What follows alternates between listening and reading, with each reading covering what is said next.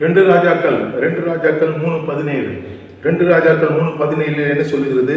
நீங்கள் காற்றையும் காண மாட்டீர்கள், மழையும் காண மாட்டீர்கள், ஆனாலும் நீங்களும் உங்கள் ஆடுகளும் உங்கள் மிருக ஜீவன்களும் குடிக்கும்படி இந்த பள்ளத்தாக்கு தண்ணீரால் நிரப்பப்படும். ஒரு மகா பெரிய விசுவாச அறிக்கை. காற்று இருந்தால் தானே மழை வரும். மழையும் இல்லை, காற்றும் இல்லை. ஆனால் எல்லோரும் ஆடு மாடுகள் அந்த பள்ளத்தாக்கெல்லாம் தண்ணீரால் நிரப்பப்படும். ஒரு விசுவாசத்தினுடைய அறிக்கை. பலவீனம் தன்னை பலவான் என்று சொல்வானாக. விசுவாச அறிக்கை. நான் தொடுவேன், சுகமாவேன், இயேசுவின் வஸ்திரத்தை தொடுவேன், சுகமாவேன் என்று அந்த பெரும்பாலும் உள்ள ஸ்திரீ சொன்னாலே அந்த வார்த்தையின் அறிக்கை.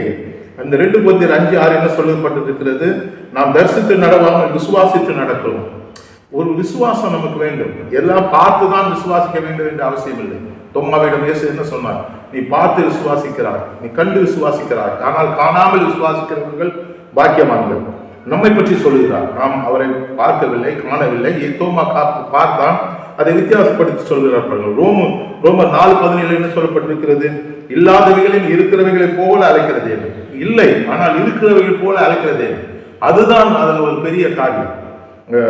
எபிரேயர் 11:1 என்ன சொல்லப்பட்டிருக்கிறது? விசுவாசமானது நம்பப்படுகிறவர்களின் உறுதியும் காணப்படாதவர்களின் நிச்சயமா இருக்கிறது. அதனாலே காணப்படாத ஒன்று இது. தண்ணீர் நிரப்பும். எப்படி நிரப்பும்? கர்த்தருடைய வார்த்தை சொல்லுகிறது. தேவனுடைய வசனத்தை விசுவாசிக்க வேண்டும். எபிரேயர் 11:6 என்ன சொல்லுகிறது? விசுவாசம் இல்லாமல் தேவனுக்கு பிரியமாக இருப்பது கூடாத காரியம். அவர் உண்டென்று அவரை நோக்கி கூப்பிடுவர்களுக்கு பலன் அளிக்கிறார் என்று விசுவாசிக்க வேண்டும். இல்லை என்றால் அங்க வெறும் காரியமும் கிடையாது. விசுவாசம் என்பது ஒரு அந்த 2 வீலர் 4 வீலருக்கு காத்து அடிப்பது போல. சில நேரம் காத்து குறைந்து விடும். நாம் அடிக்கடி செக் பண்ணி அதை அடித்துக் கொள்ள வேண்டும். நம்மை நாமே விசுவாசத்தில் நாம் என்ன செய்ய வேண்டும்? நாம் சரி செய்து கொள்ள வேண்டும். விசுவாசத்தை ஆண்டவர் நம்ம தந்த ஒரு முறை பரிசுத்தவான்களுக்கு ஒப்புவிக்கப்பட்ட விசுவாசம். அந்த விசுவாசத்தை நாம் என்ன செய்ய வேண்டும்? எல்லாவற்றுக்கும் மேலாக விசுவாசம் என்று சொல்லப்பட்டிருக்கிறது.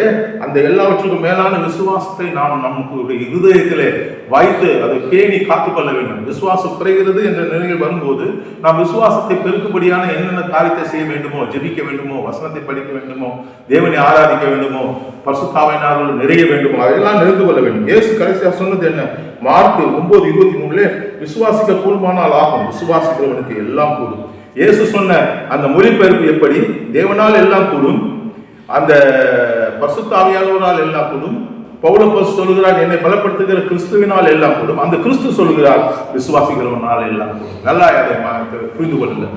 தேவனால் எல்லாம் கூடும், ஆவியினால் எல்லாம் ஆகும், என்னை பலப்படுத்துகிற கிறிஸ்துவினால் எல்லாம் நான் செய்வேன், அப்படி எல்லாம் கூடும் என்று சொல்லுகிற அந்த வார்த்தையை இயேசு சொல்லுகிறார்.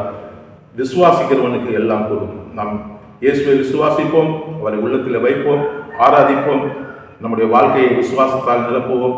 கர்த்தர் பெரிய காரியங்களை செய்வார். God bless you.